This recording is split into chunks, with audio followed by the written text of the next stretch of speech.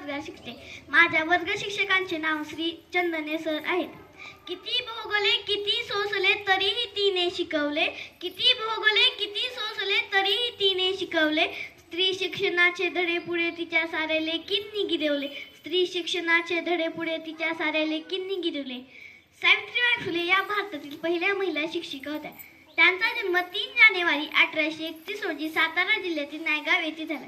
समाजातील स्त्रिया आणि दलित वर्ग शिक्षणापासून दूर ठेवले जात असताना शिक्षणाचा दिवा पेटवला.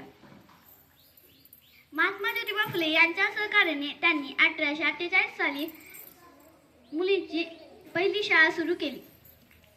मुलींना शिकवणे म्हणजे मोठे पाप मानले जात होते. सावित्रीबाई फुले शाळेत जात असताना लोक त्यांच्यावर दगड शेण फेकत, शिवीगाळ करत, तरी त्यांनी हार मानली नाही. सावित्रीबाई फुले रोज शाळेत जात असताना अंगावर ओला अंगरखा घालत असत, जेणेकरून दगड चिखल लागला तरी त्यांचा आत्मविश्वास कमी होऊ नये. सावित्रीबाई फुले यांनी स्त्री शिक्षण, विधवा, पुनर्विवाह, बालविवाह यांचा संघर्ष केला. त्या एक उत्तम कवयित्री होत्या. त्यांनी काव्य फुले हा काव्यसंग्रह लिहिला. चूल आणि मूल सोडून हाती धरायला शिकवली पाटी. चूल आणि मूल सोडून हाती धरायला शिकवली पाटी. वंदन त्या माऊलीला जी झिजली आमच्यासाठी. वंदन त्या माऊलीला जी झिजली आमच्यासाठी. जय हिंद, जय महाराष्ट्र.